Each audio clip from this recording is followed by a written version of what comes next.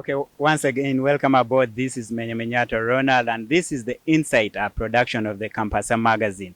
As we promised you earlier on, we shall always move from one campus to another, and I'm so excited that today we are in Makerere University Business Schools ahead of the election, which is going to take place. That is next week, not very far away. That is on Tuesday.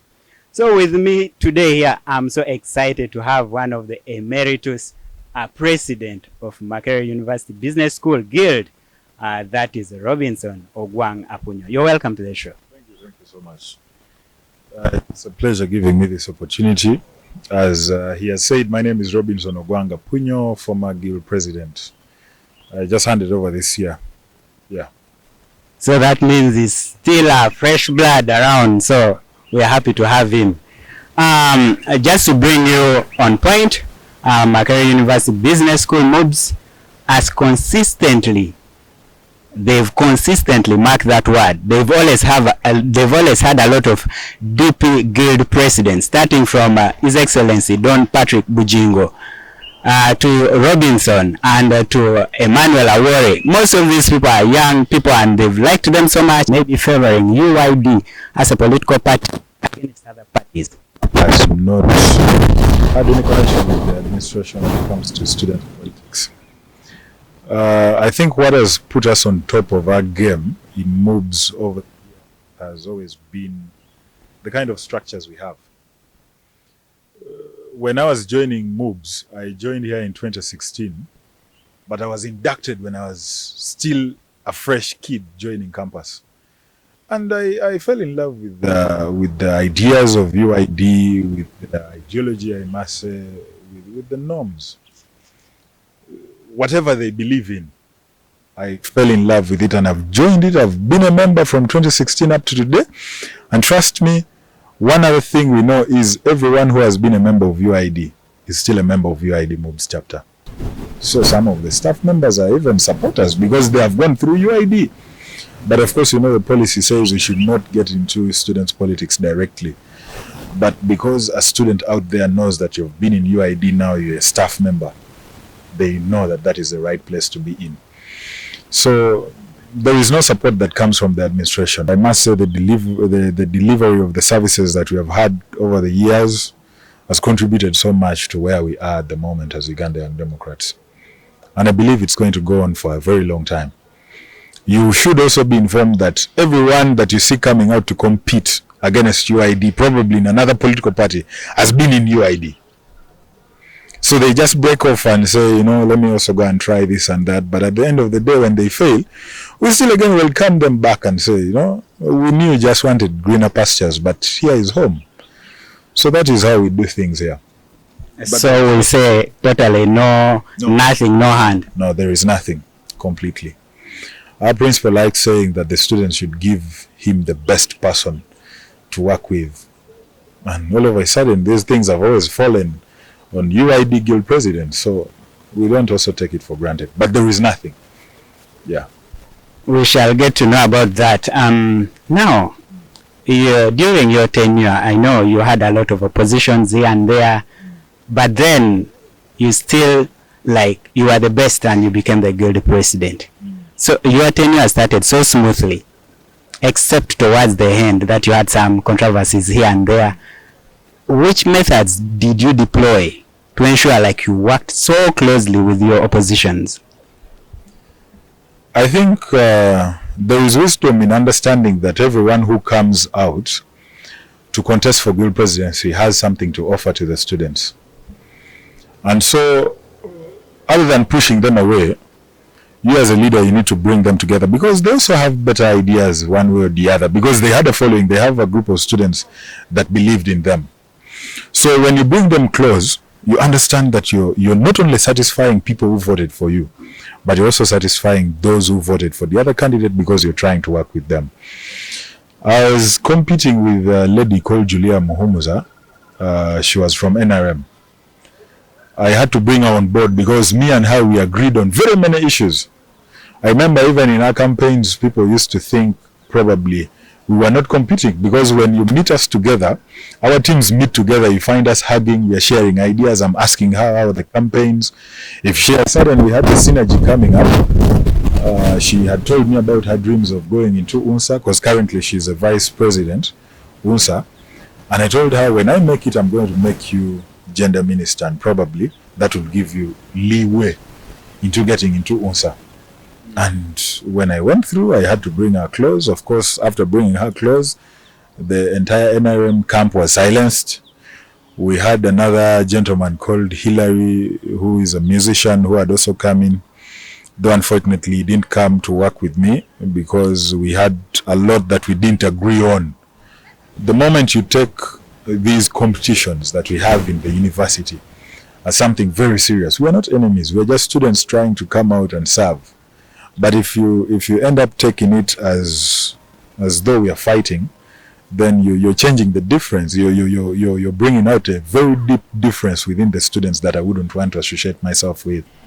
You're still watching a special segment of the Insight with the Campasa magazine. My name is Menyamenyata Ronald, and today we are live from Mubs ahead of the election, Mubs Decide 2022. And with me here I have the former guild president of Mubs, Robinson, with me here. Still talking about that. During your tenure, what is that one most significant thing that when you're out there you say, I did this during my tenure? Because we see a lot of people becoming guild presidents, but then they don't leave a lot of marks that can really be shown out to people there. What is that one thing that you're proud of during your tenure? You must understand that I got into office at the most difficult time, because I was voted into office after campaigning for about 2 years in COVID.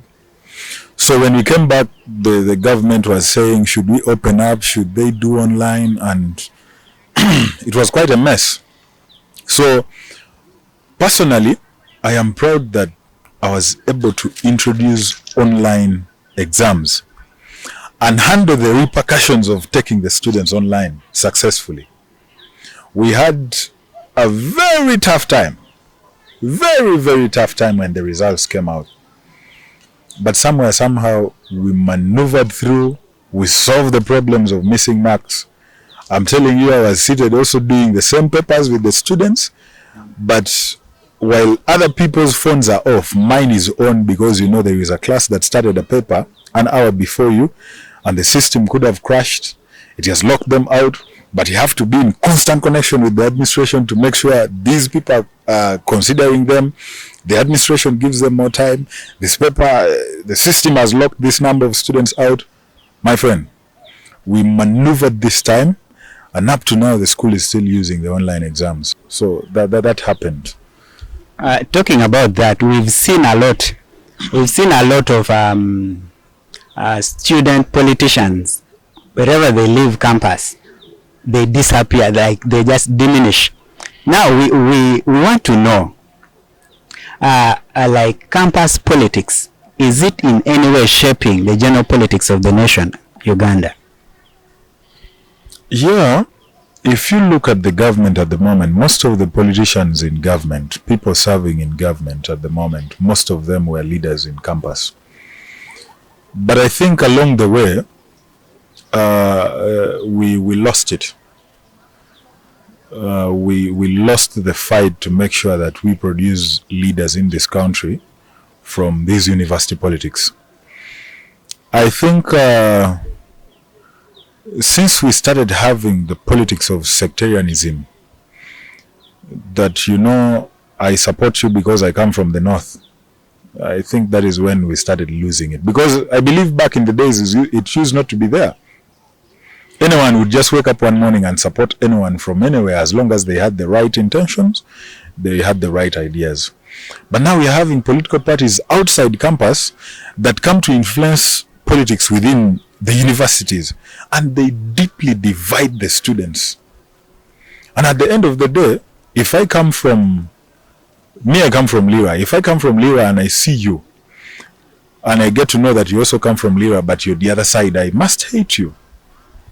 So that has killed. So by the time I'm going back to my village to contest in my constituency, you already hate me. Because of university politics, we have been deeply divided by these political parties that, to me, I think they should just stay away from university politics and give us chance to express ourselves in the university politics and get to know what our potentials are. So there is a lot in play there, but I think it's going to be changing, because as we go deep into these things, majorly in Mubs, our leaders are always taken through trainings that they understand what the world outside there needs. And so most of us are getting out of school. We don't get out of school and just jump into politics. We get out of school and first get under mentorship, leadership mentorship, that prepares you to go and solve the problems that are in. Could that be now what you're doing? That is where I am at the moment. I thought I would get out of here. Actually, if it wasn't COVID 2021, we had elections in 2021, I would have gotten done with my politics, by the way, in school. So in my mind, I was like, if all goes well, I finish my university politics 2021, go contest, become an MP. So you could be receiving the 20 million bribes somewhere? No. The bribes, no, I don't think I can receive the bribes.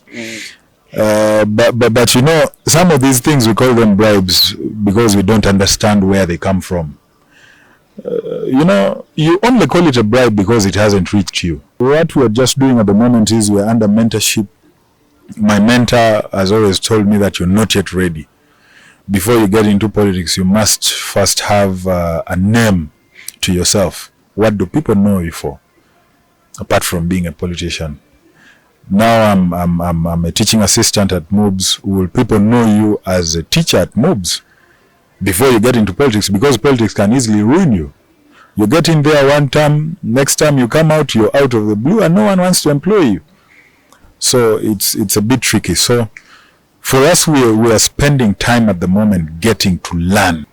Just to bring you up to date, as we told you earlier on before the show, Mubs is going for elections on Tuesday, and we are seeing people are moving around with loud noise and everything. But then on Wednesday, we are sure that at least there will be one person standing as the guild president of Mubs.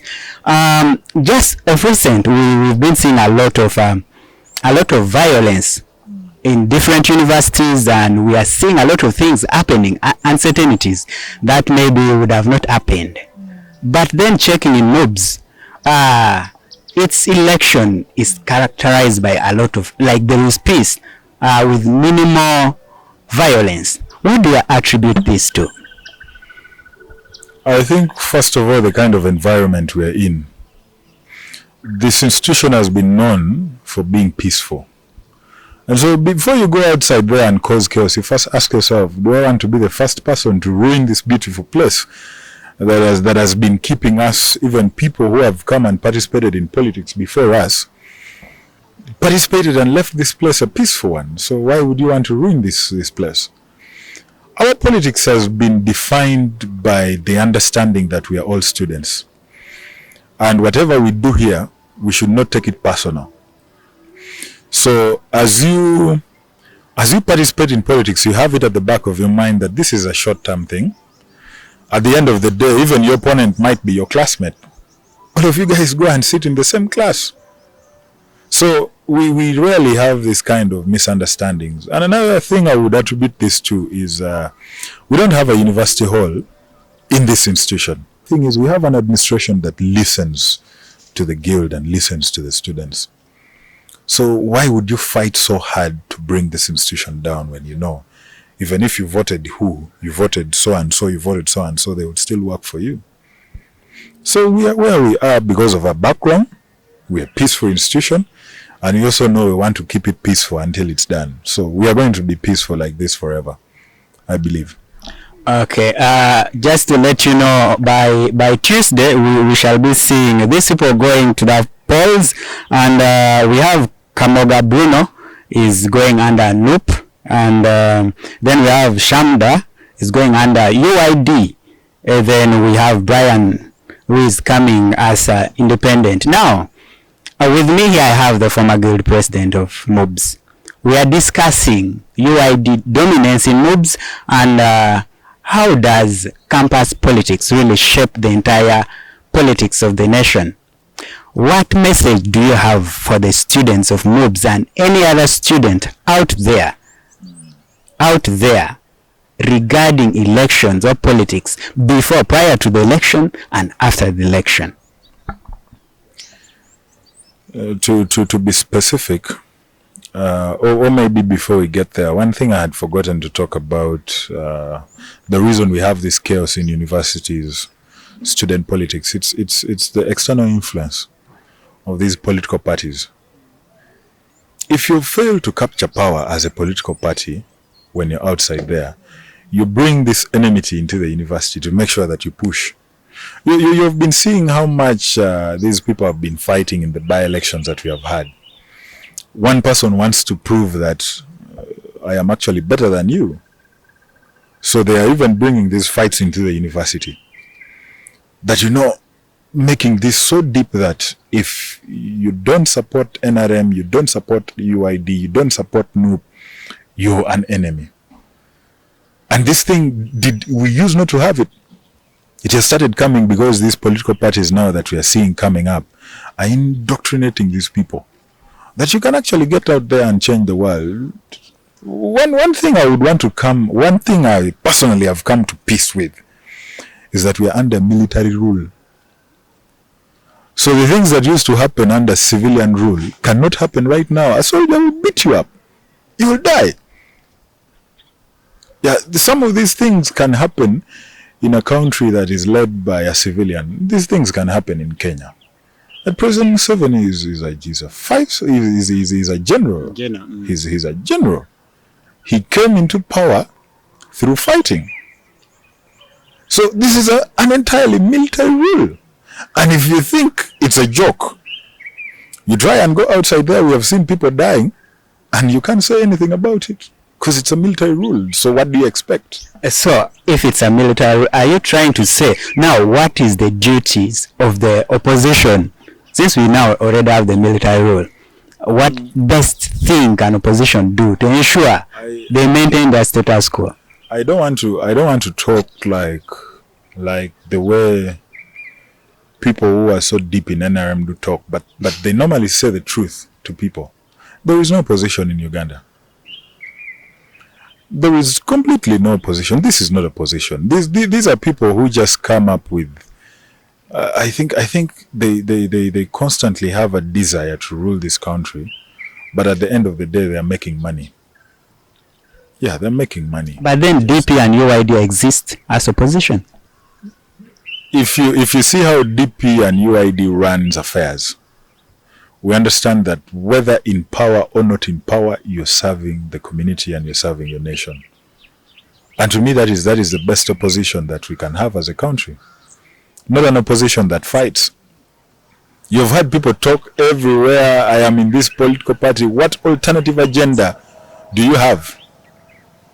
There is nothing completely. All they're saying is the top man should leave. The top man should leave. What else are you bringing on board? If you're saying hospitals are not functioning well, what do you say about it? What can the government do to change the situation? I think those are some of the questions we should be asking ourselves. Many of them will actually watch this and say, I don't know what I'm talking about. But mind you, this country belongs to us. It has been here before us. It will be here even after we are here. But what contribution are you going to leave behind? Well, what contribution are you making at the moment to make sure that this country moves on?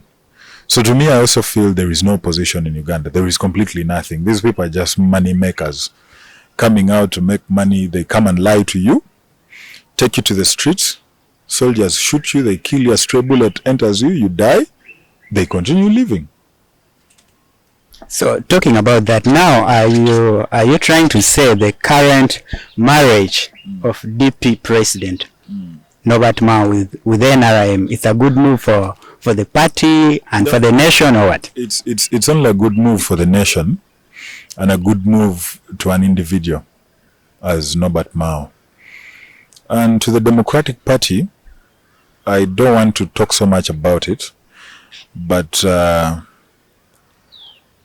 To your personal thoughts. My personal opinion is, if it was you, what would you have done? Because trust me, many of the people making noise, if Museveni had come to them, they would have taken it and they would say no one should say anything. But this is a gentleman who has crossed over and still comes out and says, I am DP. True, he might be DP. I don't know. Anyway, but he might be DP. But at the end of the day, he's just trying to make his contribution to this nation. And so why would you condemn someone who is going to do the right thing? That is how much we are brainwashed about these political parties and all that. People can't even work together. You can't meet eye to eye because I disagree with you on one or two things. You can't even look at me. So if I decide to go and meet Museveni and go and tell Museveni, your sin is ABCD, you don't want to know about me because I went into a meeting with him. Yeah.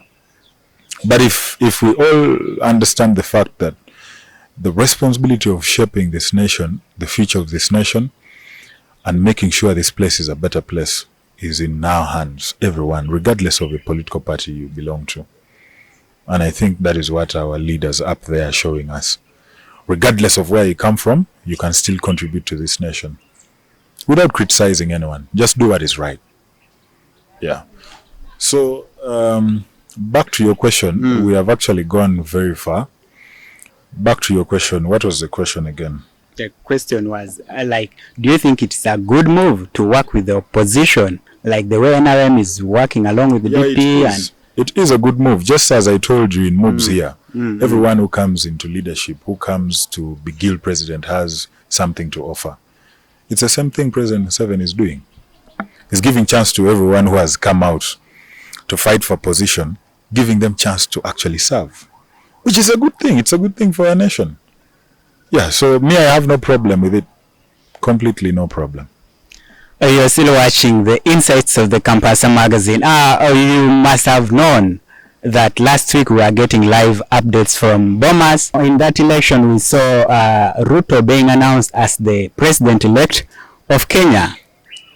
Now, my question to you is, can we learn something from the recent elections in Kenya? As like voters, then politicians, then also the EC of the country. Is there some lessons we can really learn from Kenya? I think it all goes back to who has the powers to determine who becomes the next president. Because whatever has happened in Kenya, we saw the power of the citizens. And it was a very transparent election. Congratulations, first of all, to President Ruto. It was a transparent election to me because everyone could access the results as they were coming in from anywhere. Even some of us Ugandans were busy following. I remember you wake up in the night to see how people are telling and how the percentages are changing. And you could access it through your phone and see how the results were coming in.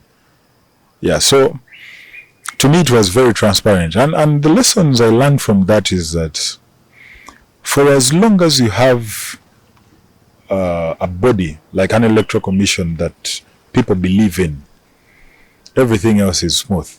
We never expected Kenya to be peaceful. Very many people never expected it to be peaceful. But as I've always said, above all, this is our home. We have the right to either spoil it or make it a better place. So Kenyans respected the fact that politics is only here for a short period of time. And after it is done, we have to get back to business. I was very happy when I heard people in Nairobi saying, we only want this process to get done so we open our shops and continue doing business. Now that is a society that has understood what it means to move forward. Yeah, so to the Electoral Commission, I think Uganda can pick a leaf from them. However, I don't also want to compare Uganda to Kenya. We are very, very different countries.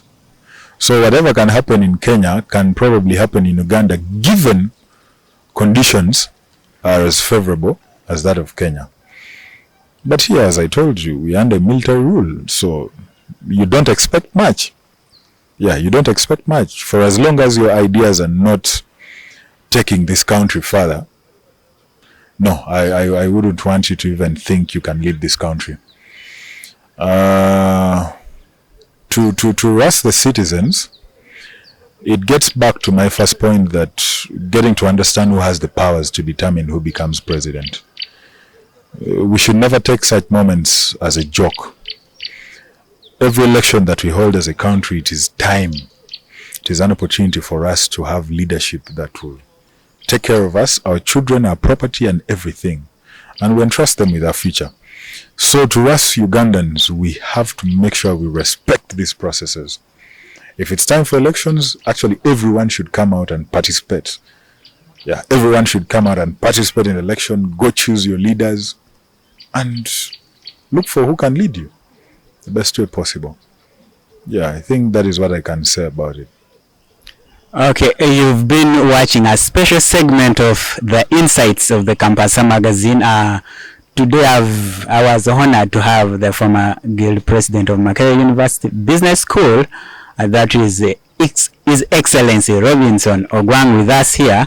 As you must have followed us several times, we move from one campus to another, trying to get all those insights about the campus politics and see a way how better can we really make our nation a better nation, that is Uganda. So what is your last words to people watching us out there, to the student and the entire nation? One thing my mentor normally tells me is never engage in something you don't know about. Many of us, the young people, are getting lost into these so-called political fights because we don't even understand why certain things are being done. You don't know why a political party was formed. You don't know what they're fighting for, but you're there proudly a member. And most of the times you're used and they put you at the forefront of a fight. And when there is collusion, your parents are the ones who suffer, cry for you. They actually wish they had told you. So to the young people, don't engage in some of these things unless you know why it is being done. Yeah, and to the people outside there watching, most especially our parents, the elders, I think we need to start paying attention to the kind of lessons we give our children. Many of us have been in university from 2016, and we are losing a number of our young people because of poor parenting, I must say. You're leaving your children to the world. They're getting to learn certain things on their own. And even when they're doing wrong things, because you're so busy, you're busy working, looking for money, you spend approximately 3 hours. By the time you come back home, you're tired, you don't have time to listen to them. Children are messing up. Yeah. Children are messing up. And so I think the way our parents used to handle us, we need to get back to that. Because trust me, you're not going to be proud about the kind of people you're living on earth one day if you die. Yeah, they will disappoint you to the maximum. And the moment you fail to take care of these children, at the moment, parent them well, be sure the generation after them is doomed. Because some of these things are continuous. The lessons you give me today, I pass it on to my children. So parents should give good time to their children. Teach them the right lessons. Tell them this and this is wrong.